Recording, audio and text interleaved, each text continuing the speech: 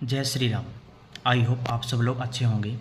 मेरा previous week एक latest article publish हो चुका था related to the difference between rule 40 sub rule 2 and rule 44 sub rule 6 which is covered under section 18 subsection 6 of the GST act.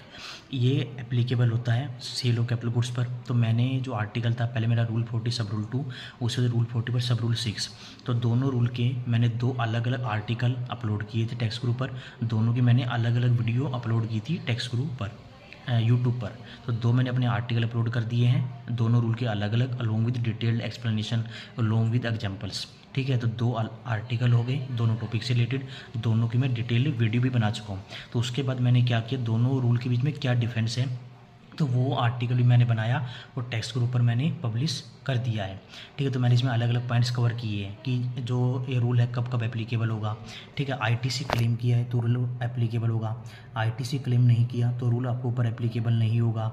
आपने capital goods hold किया, चाहे profit हो loss हो, उससे गवर्नमेंट को कोई फर्क नहीं पड़ता। ठीक है, ये रूल आपके ऊपर लगेगा और जो विच एवरेज हाइयर बनेगा उतना टैक्स आपको क्या करना पड़ेगा, गवर्नमेंट को पे करना पड़ेगा। ठीक है, रूल 40 सब रूल 2 कहता है 5% पर क्वार्टर आईटीसी ले सकते हो from the date of invoice, ये हमेशा हाइयर राउंड ऑफ करना पड़ेगा। और जो सेकंड रूल है वो कहता है 60 महीने में आईटीसी क्लेम कर सकते हो।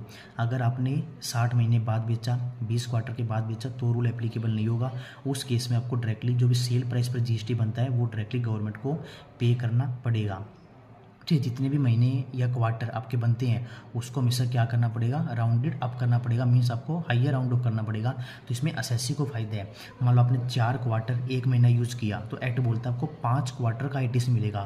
तो इसमें क्या मिलेगा, एसएससी को आईटीसी का बेनिफिट मिलेगा। ठीक है, तो आपको हमेशा हाइयर राउंड ऑफ करना है। ठीक है, टर्नओवर कितनी मानी जाएगी for the purpose of applicability of GST 9(9)(c) invoice. ठीक है, तो वो मैंने पॉइंट कवर किया है। जो रिसिप्टेंट है उसको कितना आईटीसी मिलेगा। फिर अगला मेन पॉइंट मैंने कवर किया कि आपने एसेट्स जब बेचा है या तो आपने कंसिडरेशन लिया होगा, मतलब किसी कस्टमर को सेल किया आपने, अगर किसी को वैसे किसी को गिफ्ट में दे दिया मतलब विदाउट कंसिडरेशन हुआ। ठीक है, तो उस केस में रूल लगेगा या रूल नहीं लगेगा। तो मैंने कंसिडरेशन वाला पॉइंट भी इसके अंदर कवर किया है।